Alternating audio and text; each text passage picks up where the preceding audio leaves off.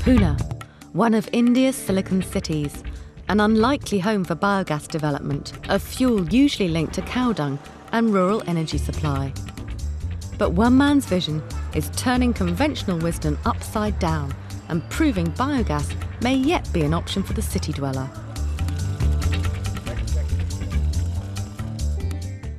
Dr. Carve of the Appropriate Rural Technology Institute, ARTI, has developed a revolutionary approach to generating methane. The new method is more efficient than the traditional one, and it doesn't need dung. Our system is 400 times as efficient as the dung-based biogas plant. And because of that, we could reduce the size. This is like any normal biogas plant where you have a fermenter here and the gas holder here. Now, this thing contains the feedstock along with water, and as it ferments and produces methane, this cap is raised, and this is the point where you take out the gas, and as you utilize the gas, the cap goes down again. And you can see the effluent that's coming out, because the material we are using here is totally digestible by the bacteria. The effluent is very watery. It has no solids in it. So the next day's feedstock, we just mix it in that and it's poured back. Dung is not the food of the bacteria. The bacteria live in the guts of animals. They eat what the animals eat, and they are only thrown out of the body along with the dung. We started out experimenting with biogas plants into which we fed sugar instead of dung. And we found that with about 1 kilogram of sugar, you could get as much biogas as from 40 kilograms of dung, and that also within about 24 hours. Pure sugar is an expensive fuel, but luckily the bacteria are happy with leftover food. As long as you are using a complex thing like leftover food, it is a complete food, it contains all the minerals and vitamins and whatever the bacteria need. ARTI's biogas plants are springing up all over the city, putting bacteria to work. The methanogenic bacteria evolved when the atmosphere of the earth consisted of methane, carbon dioxide and ammonia. Then green plants evolved and started producing oxygen.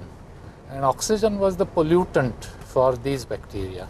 So they had to run away and find places where they can survive without oxygen. So now, today we find the methanogenic bacteria in the guts of all animals. This household has expanded their system to 2 interconnected tanks, allowing them to use biogas as their main energy source. I only use the LPG for heating bathwater now. I cook all our meals using just biogas.